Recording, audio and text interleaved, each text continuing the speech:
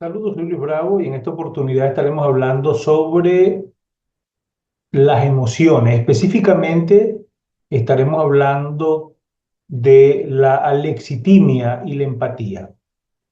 La alexitimia la podríamos definir como la dificultad para identificar, reconocer y expresar las propias emociones y los sentimientos, así como comprender las emociones de los demás. Literalmente, alexitimia va a significar la ausencia de palabras para expresar emociones. No implica una ausencia de emociones, sino una incapacidad para reconocerlas y poderlas verbalizar. Las personas con alexitimia pueden tener problemas para identificar y describir sus propios sentimientos, problemas para distinguir entre emociones y sensaciones corporales. Tienen problemas para comprender y responder a las emociones de los demás. Esto es algo así como lo que podemos conocer como falta de empatía. Además, las personas con alexitimia tienen problemas para expresar emociones verbales a través de gestos y de tener una vida imaginativa o fantástica, además de realizar introspección. La empatía, por otro lado, va a ser la capacidad de poder comprender y de poder compartir los sentimientos de otra persona, de ponerse en su lugar, de experimentar sus emociones como si fueran propias. Y esto va a implicar una identificación mental y afectiva con el estado de ánimo de otra persona. La lexitimia y la empatía están inversamente relacionadas. La dificultad para identificar y comprender las propias emociones en la lexitimia va a conllevar inherentemente a una dificultad para poder reconocer y para poder entender las emociones de los demás, lo que se traduce en una falta de empatía. Las personas con alexitimia pueden parecer frías, pueden parecer distantes, pueden parecer insensibles, porque no procesan y no comprenden las señales emocionales de los demás de la misma manera. Les resulta complicado poder leer las expresiones faciales, entender el tono de voz y el lenguaje corporal que indica el estado emocional de otra persona. La lexitimia, a grandes rasgos, podemos decir que es la dificultad de la capacidad de poder sentir, de poder expresar las propias emociones. Y esto va a obstaculizar la habilidad para empatizar con los demás. Es justamente una gran capacidad que pierde el ser humano. Las personas con alexitimia difieren considerablemente en cuanto a su capacidad para apreciar las orientaciones afectivas de los demás. Sin embargo, en aquellas personas con la capacidad de entrar vicariamente en la mente de un ser humano, de simpatizar con ella, de tener en cuenta sus sentimientos al tratarla, es lo que se conoce como empatía.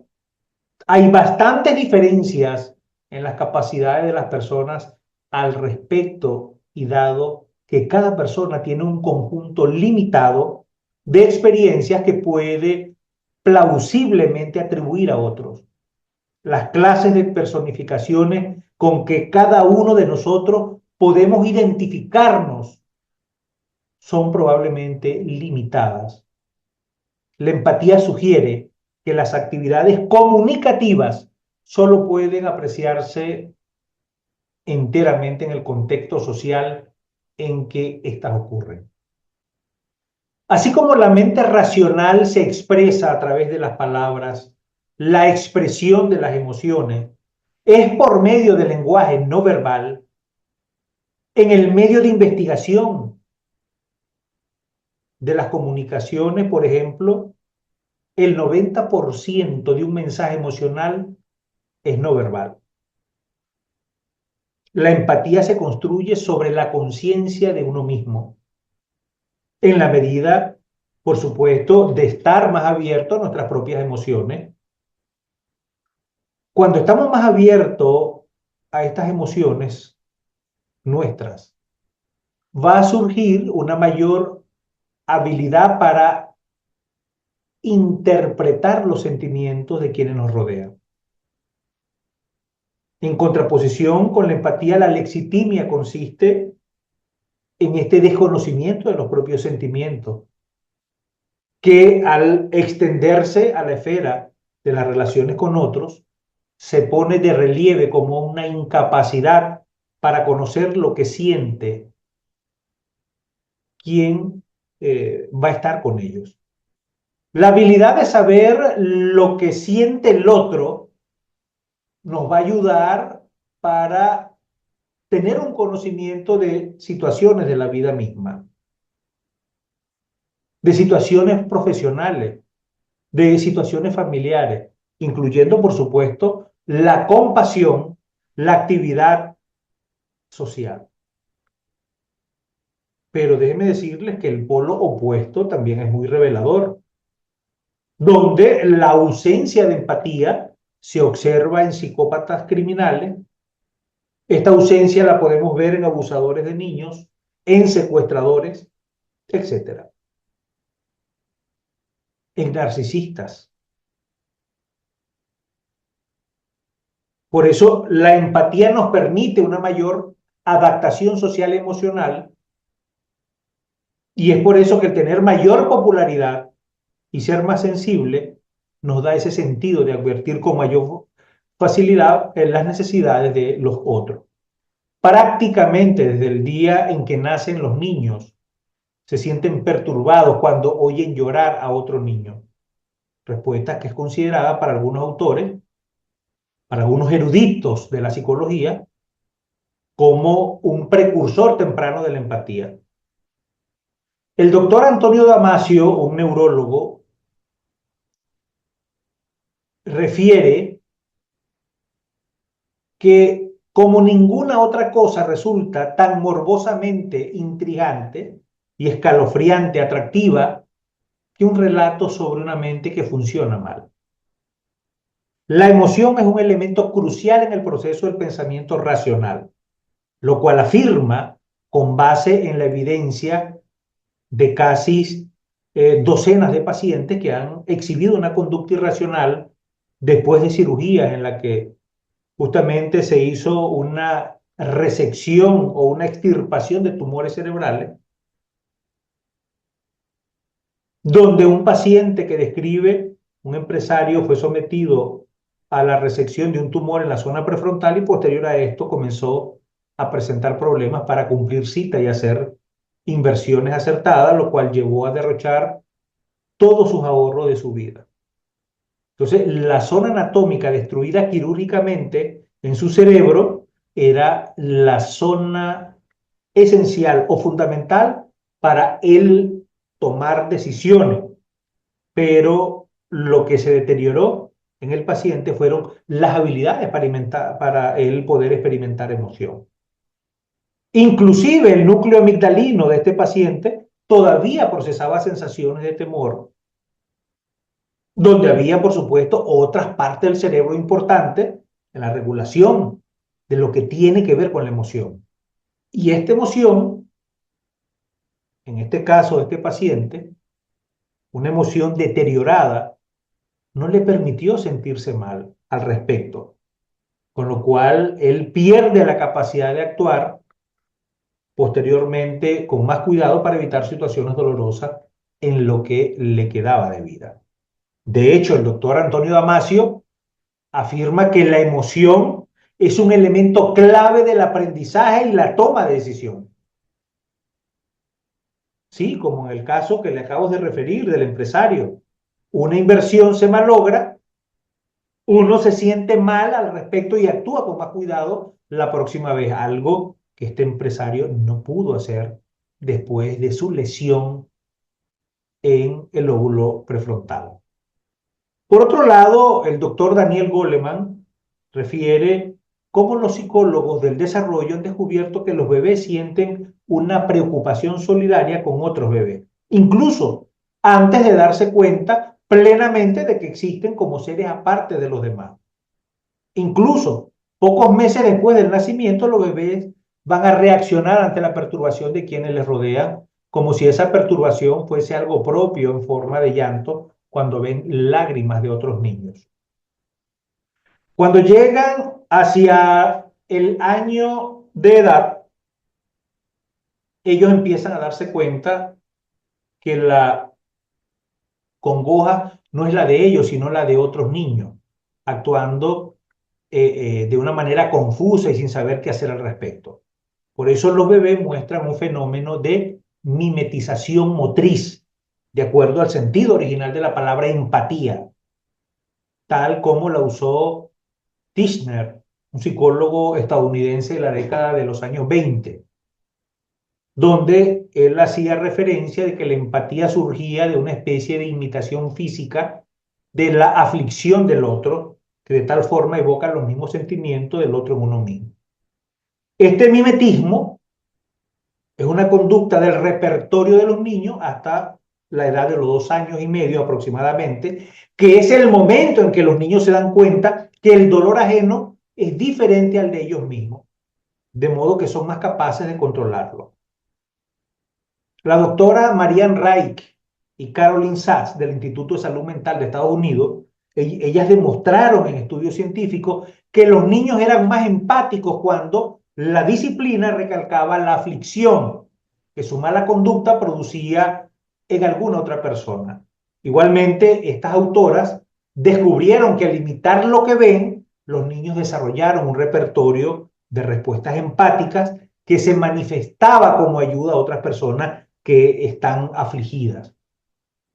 Por eso la lexitimia, este término acuñado por el doctor Peter Cisneros de la Universidad de Harvard hacia el año de 1972, año en el cual yo nací, su significado, refería el doctor Peter, es literalmente sin palabras para la emoción. Eso es lo que significa lexitimia. Y en esta situación, las personas carecen de palabras para expresar sus sentimientos, por lo cual dan la impresión de carecer de sentimientos, aunque esto pueda deberse más a su incapacidad para poderlas expresar que a la ausencia de tales sentimientos. Por eso las personas con alexitimia expresan su dificultad para expresar sus sentimientos y los de quienes les rodean, además de un vocabulario emocional muy limitado. Y raras veces lloran, pero cuando lo hacen, déjeme decirle que lloran bastante. Adicionalmente, las personas con alexitimia tienen problemas en distinguir una emoción de otra, así como entre emoción y sensación física son las personas que pueden decir que, por ejemplo, sienten mariposas en el estómago, sienten palpitaciones, sudores y mareos, en lugar de expresar que sienten ansiedad. No es que lo son, no. No es que estos alexitímicos no sientan nada, sino más bien que son incapaces de saber y de expresar en palabras sus reales sentimientos, de modo que se agitan en el interior.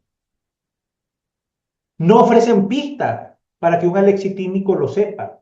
Y esta es la confusión básica sobre la vivencia de un estado de la vida emocional llamado sentimiento. Es en ocasiones la causa de problemas médicos indefinidos, cuando lo que ocurre en realidad es un trastorno emocional. Por supuesto, mimetizándose tal situación ocasionalmente con el fenómeno descrito de somatización, en el que se confunde inclusive con un dolor emocional que con un dolor físico. Por eso el interés de la psiquiatría, de la psicología, en los alexitímicos, es poder lograr la diferencia de aquellos que van al médico en busca de ayuda, porque suelen tener una larga búsqueda en pos de un diagnóstico y un tratamiento adecuado para un problema cuya verdadera índole es emocional. Por eso el doctor Cisneros planteaba que en el cerebro probablemente existan desconexiones entre dos áreas importantes, entre el sistema límbico y los centros verbales del neocórtex. El dilema del alexitímico se podría plantear en los términos de que el no tener palabras para los sentimientos significa no poder apropiarse de ellos. Interesante, ¿no? La empatía y la alexitimia. Ahora vamos a referirnos un poco a lo que es la emoción y el sentimiento. Si la emoción y el sentimiento van a ser útiles en los procesos de razonamiento del ser humano. Y voy a comenzar con una interrogante. ¿Por qué se incluyen aquí a la emoción y al sentimiento como procesos de soporte útiles para el razonamiento? No todos los procesos biológicos que culminan en la selección de una opción de respuesta como la más adecuada va a estar ligada al ámbito del razonamiento y a la decisión.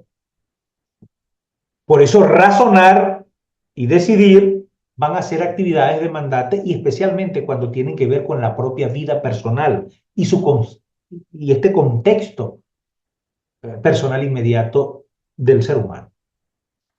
El dominio personal y social inmediato son los que están más cerca y pueden llegar a comprometer el bienestar y la calidad de la supervivencia.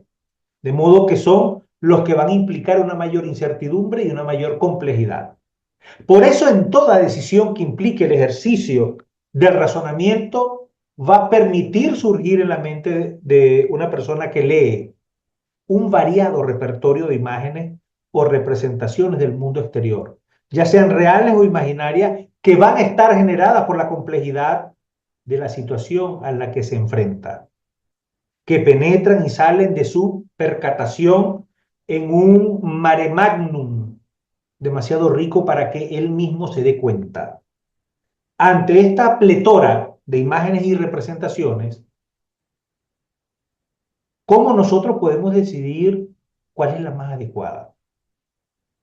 Las posibilidades que permiten la escogencia de una opción vienen en la forma de la concepción tradicional de la razón, del proceso de toma de decisiones, mientras que en el segundo caso procede de la hipótesis del marcador somático como lo propone el doctor Damasio. Por eso el doctor Carl Jung describe que los antropólogos emplean el término de misoneísmo para referirse a esta resistencia ante situaciones nuevas que suelen exhibir estos pueblos primitivos. Empero, el hombre civilizado va a reaccionar de una manera o de una forma parecida ante las ideas nuevas, levantando estas barreras psicológicas para protegerse de la conmoción de tener que enfrentarse como algo nuevo. Ojo, no es de extrañar que la psicología, al tratar en sus albores con aspectos de la vida emocional, se haya encontrado con un misoneísmo extremado.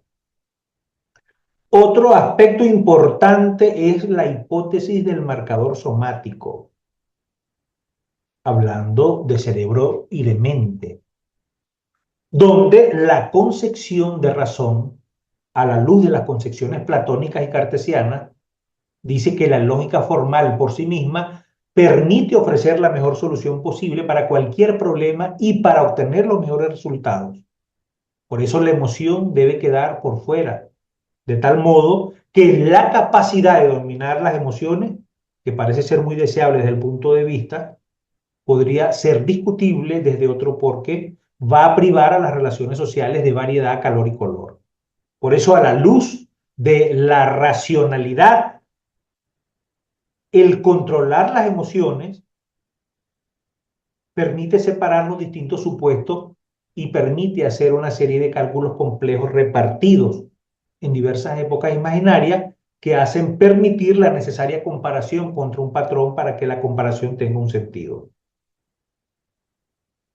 Interesante, ¿no? Interesante. Partir de un complejo anatómico denominado motivo intrínseco de formación que comprende los componentes límbicos y de la sustancia reticular que permite determinar los protomapas de la neocorteza. Estos protomapas de la neocorteza que vienen a ser emergentes, donde el modelamiento de esta circuitería cortical en el estadio fetal permiten el principio de la morfogénesis, esta ontogenia del cuerpo y del cerebro, donde se unifica y se logra inscribir la inteligencia corporal en nuestro cerebro, cuyos componentes permiten hablar el mismo lenguaje de movimientos prospectivos, generando esta capacidad de poder nosotros reconocer los modelos espacios temporales de la actividad corporal del ser humano. Una parte de este cálculo va a depender de representaciones imaginarias construidas a partir de representaciones visuales auditivas y de representaciones verbales de tipo narrativo que acompañan a estos supuestos y que son esenciales para el mantenimiento de los procesos lógicos. Por eso es que nuestro cerebro, antes de nosotros dar un paso, él él ya visualizó, memorizó y procesó estos parámetros, estas capacidades de reconocer modelos de espacios temporales, para que nuestra actividad corporal lo haga de una manera exacta, lo haga de una manera prospectiva. Qué interesante. Por eso la hipótesis del marcador somático en la teoría de la emoción de los doctores James Lamb y del doctor Damasio permiten sustentar una mayor rapidez en el proceso de decisión porque marca una imagen que tiene que ver con el cuerpo, retomando, por supuesto, el concepto de la experiencia emocional como información procedente de la periferia que llega a la corteza activa. Por eso los fenotipos conductuales humanos están relacionados con mayor frecuencia con mecanismos neurobiológicos y con formación física del cuerpo. Y justamente de aquí resulta la noción de que un trastorno de conducta se podría asociar a una alteración en el cuerpo físico. Por eso en psiquiatría y en psicología se reconocen con mayor frecuencia enfermedades y trastornos corporales que van a estar asociadas a la enfermedad mental, ampliando así el horizonte de la medicina psicosomática, que déjeme decirle que está tomando cada vez mucho auge en la psicología. Están tomando muchos auge en la psicología. Por eso estos marcadores somáticos se adquieren con la experiencia bajo la guía de un sistema de preferencia interno con determinadas representaciones e imágenes que se recibe, ¿verdad?, de una serie de circunstancias externas que incluyen, entre otras convenciones y sociales, normas y éticas bajo las cuales el organismo debe actuar. Y este marcador somático, en el marco de una cultura enferma que meramente nos permite juzgar, si lo que se espera de nosotros como parte, como fracción para el mantenimiento y la expansión del sistema, va a encajar con una vida decente, noble y que merezca la pena de ser emulada, que por supuesto inspire valor, que inspire reverencia, admiración y respeto para evitar que lo bueno, lo verdadero y lo bello sea solo aquello que encaje con el monólogo de la cultura enferma. Por eso es importante conocer cómo funcionamos. Por eso es importante, antes de opinar, saber qué vamos a hablar. Y esto justamente se hace cuando conocemos el órgano que controla todo el cuerpo y es el cerebro humano. Otro de los aspectos importantes, hablando de cerebro-mente y de la conciencia, es la agresión y la impulsividad. No existe una definición de la agresión humana, aunque su interés desde el punto de vista nosológico distingue los actos agresivos e impulsivos de los no impulsivos. y algunos investigadores científicos creen que la agresión es el resultado de un instinto innato de lucha, mientras que otros consideran que la agresión es aprendida en lugar de ser una conducta innata. Por ejemplo, la agresividad, que es una parte integral de la conducta social, donde su emergencia en estadios tempranos de la vida tiene valor individual para asegurar una posición en el núcleo familiar y además en el futuro, en el círculo social, siempre va a estar en creciente, ¿no? Donde el grado en el cual la conducta excesivamente agresiva es tolerada tiene límites variables entre las diferentes culturas en la mayoría de las sociedades, por supuesto, civilizadas, conductas como los berrinches infantiles, las reacciones de ira, las reacciones de destrucción que no se toleran, siendo uno de los objetivos de la educación, la supresión y la sublimación de estas conductas. Por eso la agresión impulsiva, de acuerdo al psiquiatra Ernest Barrett, incluye tres aspectos o tres clases de actos agresivos. En primer lugar, los actos premeditados, conscientemente ejecutados o actos agresivos planeados. En segundo lugar, la agresión como síntoma de un trastorno médico. Y en tercer lugar, la agresión impulsiva, con un mínimo detonante que se desencadena agitación psicomotriz que va a culminar en un acto agresivo durante la agitación. Por eso la comunicación personal en estos casos es ineficiente y generan déficit en el proceso de información. Desde el punto de vista puramente médico, cuando la agresión es una enfermedad, se clasifica como un trastorno explosivo intermitente, aunque va a requerir, por supuesto, de una mejor definición. Y en los casos de agresión impulsiva, generalmente existe un patrón de comunicación ineficiente sumado a la falta de control en los impulsos que van a estar relacionados en parte con la disfunción del lóbulo frontal y que unido a un alto nivel de ira, de hostilidad que conduce a la agitación, permite, ¿verdad?, de manera adicional a la generación de déficits en las habilidades verbales relacionados con disfunción de los lóbulos temporal y parietal.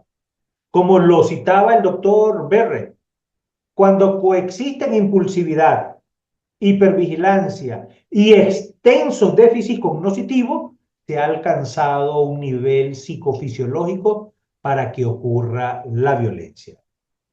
Y es interesante, ¿verdad?, anotar cómo el doctor Adrián Raine y Servo, también citado por el doctor Berre, refieren que ha habido poco interés conceptual con el tema de cómo la violencia no difiere sustantivamente del crimen. Y dos de los rasgos de personalidad que más se asocian con la agresión son la ira, la hostilidad y la impulsividad, como se han demostrado en prisioneros con agresión impulsiva. Por ejemplo, la ira se puede definir como un estado emocional que usualmente precede un acto agresivo. Y estos estados de ánimo que cursan con ira generalmente no tienen un buen funcionamiento cognitivo en ese procesamiento de la información. Por otra parte, la impulsividad también altera el procesamiento de información. La impulsividad, así como los brotes de ira y de violencia, son algunos de los principales rótulos de la conducta sociópata, que característicamente no siente remordimiento una vez cometido el acto antisocial.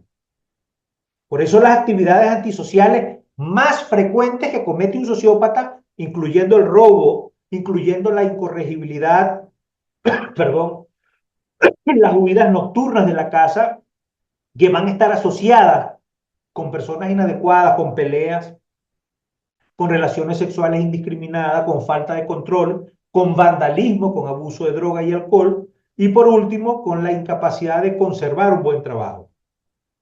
Todas estas conductas van a iniciar desde la infancia. Van a disminuir progresivamente en la edad adulta, aunque en los grupos de adultos sociópatas las manifestaciones antisociales van a ser las mismas que presentan en la infancia.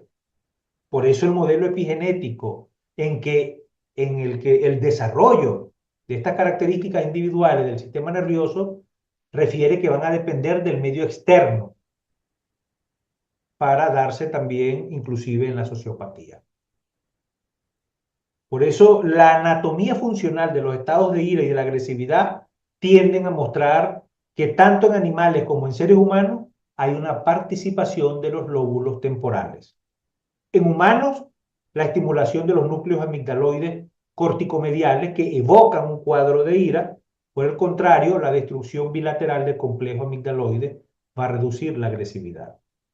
Lesiones en el núcleo dorsal medial que recibe proyecciones del núcleo amigdaloide confieren una mayor docilidad y placidez al comportamiento de seres humanos. Las hormonas sexuales influencian la actividad de los circuitos temporales, como la testosterona promueve la agresividad, mientras que el estradiol va a suprimir la testosterona, va a suprimir esta agresividad, sugiriendo una explicación en la diferente tolerancia y en la predisposición de los sexos hacia la ira. Soy Luis Bravo y nos vemos en una próxima oportunidad donde estaremos hablando de estos temas interesantes que circundan el universo del cerebro humano. En el próximo video estaré hablando de las funciones mentales superiores, de estas facultades cognitivas y de estas facultades intelectuales.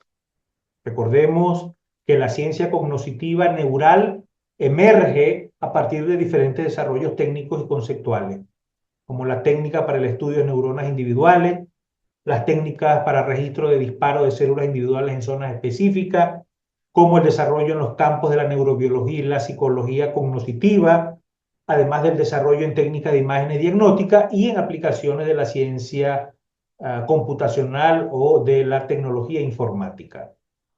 Entonces, nos vemos en una próxima oportunidad. Dale like a mis videos en el canal de YouTube y recuerden que el cerebro es el único órgano que se estudia a sí mismo.